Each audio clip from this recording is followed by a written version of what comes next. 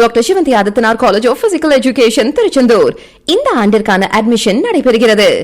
கன்னியாகுமரியில் பிரதமர் மோடியின் தியானம் செய்யும் நிகழ்ச்சியை ஒளிபரப்பு செய்வதற்கு தடை விதிக்க வேண்டும் என மார்க்சிஸ்ட் கம்யூனிஸ்ட் கட்சியின் தமிழ்நாடு மாநில செயலாளர் கே. பாலகிருஷ்ணன் இந்திய தலைமை தேர்தல் ஆணையருக்கு கடிதம் எழுதியுள்ளார். இது குறித்த கூடுதல் தகவலை செய்தியாளர் ராமசுந்தரத்திடம் கேட்கலாம். ராமசுந்தரம், வணக்கம். இது பற்றிய முழு விவரங்கள்.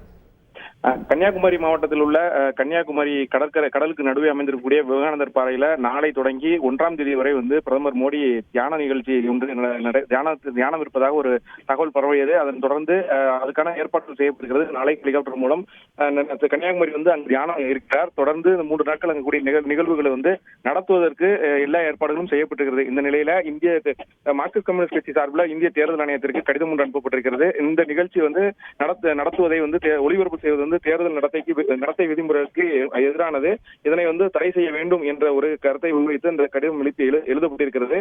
பிரதமர் மோடி தியானம் செய்வது தனிப்பட்ட விருப்பமாக இருந்தாலும் ஜூன் 1ஆம் தேதி நடைபெறக்கூடிய 57 நாடாளுமன்ற தொகுதியில் நடைபெறக்கூடிய இந்த தேர்தலுக்கு இது ஒரு தேர்தலுக்கான ஒரு பிரச்சார பொருளாக இருக்கும். அதனால இந்த நிகழ்ச்சிகளை தேர்தல் நடத்தை விதிமுறைகளுக்கு எதிரானது என்று கூறி தடை செய்ய வேண்டும் என்ற கருத்தை முன்வைத்து இந்த கடிதமானது எழுப்பப்பட்டிருக்கிறது.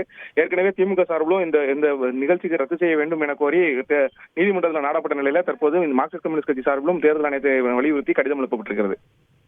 விவரங்களை வழங்கியதற்கு நன்றி Ramasundaram. Doctor Sivanthi Adithanar college of physical education Tiruchendur. Admission என்கொயரிக்கு கீழே உள்ள லிங்கை கிளிக் செய்யவும்.